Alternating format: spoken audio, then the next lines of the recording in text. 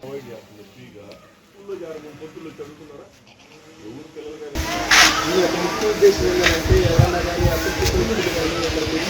Illegal contraband అంటే లేకపోతే ఇంట్లో గుట్ట ఉంటే వాటిని తీసుకొని గవర్నమెంట్కి హ్యాండ్ ఓవర్ చేసి చర్యలు తీసుకోమని అది మూడు ఇక్కడ ఏదన్నా కానీ అవాంఛనీయ సంఘటనలు జరగకుండా ఇంట్లో ముందొచ్చి ప్లాంట్గా ఇంట్లో ఒక టార్గెట్ చేసి వాడి బాడీ మొత్తం నార్మల్ అందులో పెడతారు.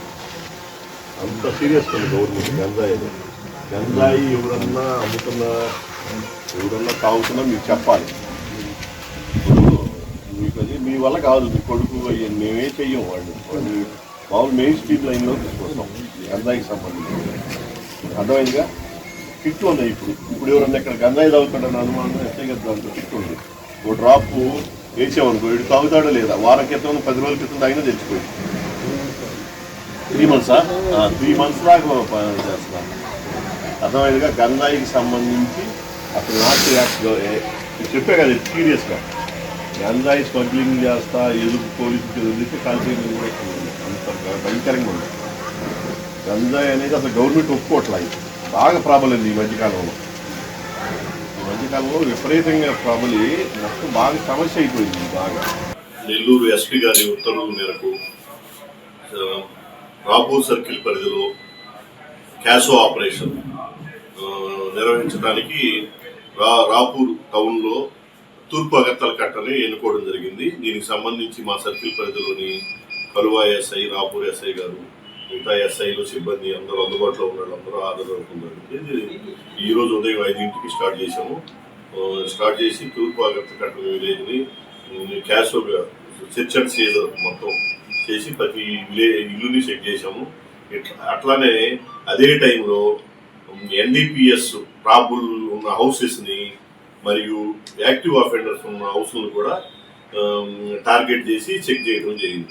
మెయిన్ దీని ఉద్దేశం ఏంటంటే నార్కోటిక్స్ డ్రగ్స్ అయితే ఏంది, అదర్ కాంట్రాబ్యాండ్ని ఎరాడికేట్ చేయడానికి మరియు ప్రజలకు అవేర్నెస్ కల్పించడానికి ఏర్పాటు చేయడం జరిగింది. దీనిలో భాగంగా మనకు ప్రభుత్వం యొక్క మెయిన్ ఇంట్రెస్టెడ్ ఏరియాస్,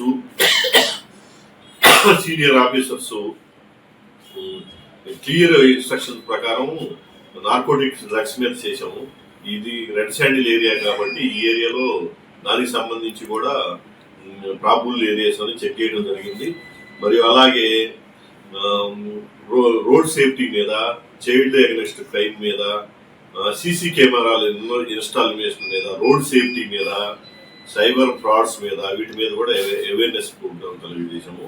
ఇందులో మేము చాలా ముఖ్యంగా చెప్పదలసింది ఏంటంటే ప్రభుత్వం కానీ, సీనియర్ ఉన్నతాధికారులు కానీ, మా జిల్లా ఎస్పీ మేడం గారు కానీ చిన్న యాక్సిడెంట్ ఎవరికన్నా చిన్న గీత తగిలినా కానీ పర్టికులర్గా దాని మీద రివ్యూ తీసుకొని సెన్సిటైజ్గా అసలు ఎందుకు జరిగింది, ఇది వ్యక్తిగత లోపం వల్ల జరిగిందా లేకపోతే రోడ్డు ఇంజనీరింగ్ వల్ల, అదర్ వాతావరణ పరిస్థితులు అంటే వెలుతురు సరిగా ఉందా లేకపోతే ఇక అదర్ పరిస్థితులు ఉందా అని చెప్పి వాటిని విజిట్ చేసి చేయమని చెప్పారు.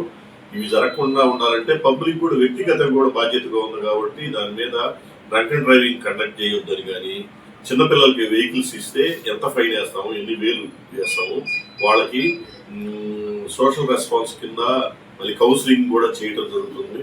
తల్లిదండ్రులు మెయిన్ బాధ్యత.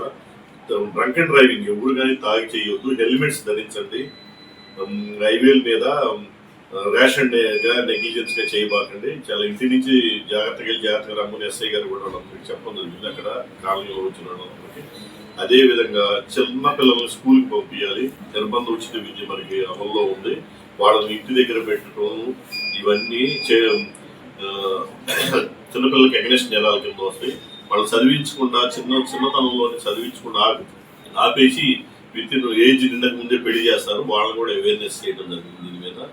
ఇంకా స్త్రీలకు సంబంధించి ఏమైనా ప్రాబ్లం ఉన్నా కానీ మాకు ఇమీడియట్లీ 112 కాల్ కానీ శక్తి యాప్ డౌన్లోడ్ చేసుకోమని కూడా చెప్పారు. మరియు ఇంకా ప్రతి ఇన్స్టాలేషన్ ఏదన్నా ఇల్లు కట్టుకుంటారు మంచి చాలా కాస్ట్ పెట్టి ఒక 5,000 10,000 పెట్టి సీసీ కెమెరాలు కూడా ఏర్పాటు చేసుకోమని చెప్పడం